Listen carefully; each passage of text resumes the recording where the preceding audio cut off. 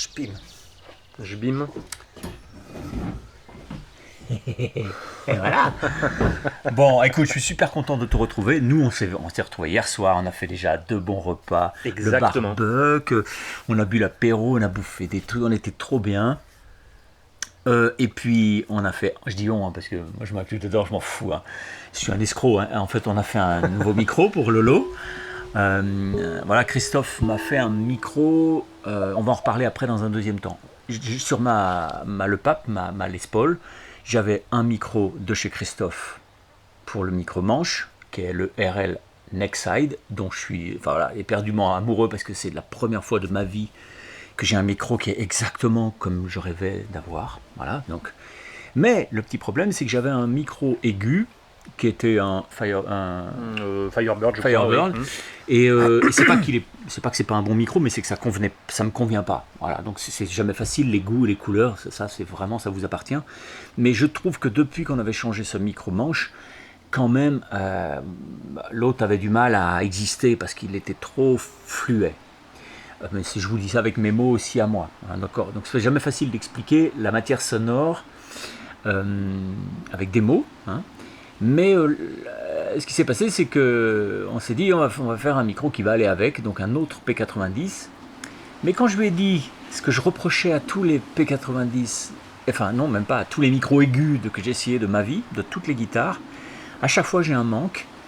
Au niveau de la matière, je trouve qu'ils sont toujours un peu trop pointards comme ça, et je peux pas les jouer, par exemple en son clair. À chaque fois, je remets le micro grave, je me dis bah voilà, c'est la maison. Et c'est la première fois de ma vie, là il m'en a fait un, on en reparlera tout à l'heure. Il m'en a fait un, on l'a monté, il l'a monté. Hein. Le mec a rien foutu, c'est. Ah ouais, et c'est beau. Oh, tu sais très bien souder, Laura. Et ouais, c'est ça. Oui. Et ce qui se passe, c'est que on l'a essayé sur ton vieil ampli, là, un vieux Fender, et je me retrouve avec, pour la première fois de ma vie, 3 positions sur ma Les Paul, et purement exploitable pour moi, alors que ça ne m'est jamais arrivé. Donc c'est un drôle de truc. Habituellement, je mets un micro aigu, je me dis, t'as mal aux yeux, toi, hein? Oui. Oui. Je m'excuse un petit peu par avance, mais si jamais je mets mes lunettes parce que je suis assez sensible au niveau des yeux. Voilà, je le vois, t'es un peu... Voilà, ouais, c'est ça. D'ailleurs, c'est ce que je vais faire. Cul de poule, on appelle ça. C'est mieux, ouais. Les yeux cul de poule. Et donc voilà, pour finir juste avec cette petite histoire, c'est la première fois où j'ai mes 3 positions, parce que le but c'est d'avoir un micro aigu que tu adores, un micro grave que tu adores, et quand tu mets la position inter, tu peux obtenir un espèce d'effet très intéressant qui peut aller du complètement vidé en termes de médium, très hors phase, que j'aime pas trop, jusqu'à un effet dont je rêvais, mais sans penser que c'était tout à fait possible, d'aller vers presque un son un peu acoustifiant. Et là, c'est du délire. Donc on en reparle après. Mais avant ça, j'aurais bien voulu que... Alors il y a déjà eu une série d'entretiens comme ça, où on a causé de plein de choses. Les dernières. Hein, et ouais, c'est ça, où il y a 5 ou 6 numéros, donc je vous invite à les regarder. Après cela, puisque comme ça on est lancé, on est ensemble, hein, d'accord, pas besoin de repartir pour revenir. Et puis on a changé de place, on était un peu à l'inverse. Exactement. Là, il y a combien de paramètres qu'il faut surveiller quand on fabrique un micro? Les vrais trucs paramètres mesurables, on va dire. Alors, spécifiquement sur un P90 ou non, en règle générale sur un micro, ouais. Sur un micro. Alors, les paramètres, ouais, c'est assez compliqué de répondre à cette question, mais globalement, on va dire qu'il y a le paramètre du grade de Alnico. On en parlé déjà un petit peu la dernière fois. Approche-toi un petit peu peut-être, parce que j'ai fait le point comme ça. Ou tu peux avancer ta chaise, hein, si tu veux. Hein. Là, c'est très bien. Il va niquer mon film. Donc je pense que c'est ta question, c'est ça, ouais. Par rapport à... Oui. Le grade d'Alnico, parce que suivant les grades, bon, on en a discuté un petit peu, donc ça apporte des couleurs, ça apporte des magnétisations qui sont plus ou moins fortes, ça apporte plus de rondeur, plus de chaleur, un petit peu plus de niaque, etc. Donc ça, etc. c'est un choix de matériaux. C'est un choix de matériaux par rapport en fait à un autre critère qui va être... Alors, je vais pas parler encore une fois de la résistance, mais ça j'en avais parlé parce que c'est pas vraiment une notion qui m'intéresse au final. C'est pas ce qui donne vraiment la couleur du micro, le caractère du micro. Mais justement, encore une fois, le type de bobinage et le motif de bobinage, la tension sur le bobinage, enfin tout ce qui est lié à ça. On l'a bien vu sur celui que tu m'as fait. Oui. Parce que je l'ai vu faire mon micro. Et c'était super émouvant parce que je me dis, ah le con, il est en train de faire des... Parce que t'as quand même... Il y a des choses qu'on ne pourra pas dire parce que ce monsieur cherche, c'est aussi une espèce de chercheur du micro, on va dire. Et donc, il y a des choses qu'il trouve et qu'il ne veut pas révéler, bah, c'est normal. Mais par contre, on peut parler un petit peu des micros en général. En général, ouais.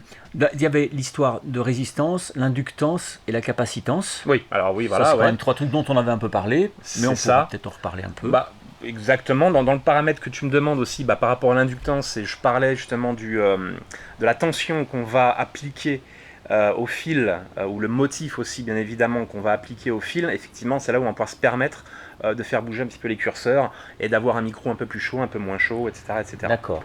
Ce que tu appelles le motif, c'est la façon dont ça fait des tours, okay, ça tourne, et lui il va conduire le fil de droite à gauche, et avec une certaine vitesse, ou voilà, c'est la gestuelle, là c'est carrément lié à comment toi le coup de main, quoi. Bah, ce qu'on appelle le nombre de tours par couche. C'est-à-dire qu'en fait, sur un aller et un retour, bah, en fait, on va attribuer, suivant les tests qu'on a fait, les prototypes, un certain nombre de fois d'un côté et de l'autre. Enfin, voilà, et toi, tu surveilles quand même très fort ça. Hein, j'ai regardé quand tu tournes, hein, à chaque machin, tu regardes à combien t'es, tout ça. Oui. Tu fais plein de mesures intermédiaires pour voir où il en est, etc. Donc c'est vraiment, à chaque étape du montage du micro, il revérifie un peu pour voir si tout va bien, comme ça tu peux savoir où ça a chié si jamais ça chie. Ça peut arriver, surtout sur les micros de strat, mais ça je m'expliquerai éventuellement après. Ok.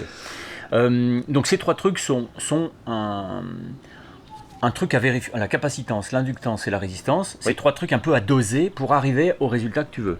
Oui, avec ce qu'on appelle le facteur Q, en fait, qui est justement un facteur, c'est ce qu'on appelle le pic de résonance, enfin, c'est une autre valeur, mais qui est correspondante, qui permet justement de savoir à quelle hauteur, pour parler simplement, le micro va réagir le plus, effectivement, en termes d'aigus, sur la plage des aigus, des graves, des médiums, etc. D'accord. Voilà. Okay. Oui, le pic de résonance. Le pic de résonance, voilà. Donc ça peut aller de combien ça? Tu as des pics de résonance pour les micros qui archent complet, c'est quoi? Bah après c'est en hertz, mais enfin moi après j'ai beaucoup, j'ai l'habitude maintenant de travailler. Il y a une époque où j'ai fait beaucoup d'analyses de vieux micros de strat, parce qu'en fait pour le coup on est obligé de passer par là pour avoir leur pic de résonance et compagnie. Maintenant je travaille beaucoup parce que j'ai fait ma conversion dans la tête, je travaille beaucoup avec une machine qui a un compteur LCR qui me permet justement d'avoir ces mesures d'inductance, le facteur Q, etc. Donc après, c'est plus en Hertz, c'est des valeurs en fait, qui vont de 3, 3,50, 4, etc. C'est ça, d'accord. Et donc, toi, c'est ça tes repères.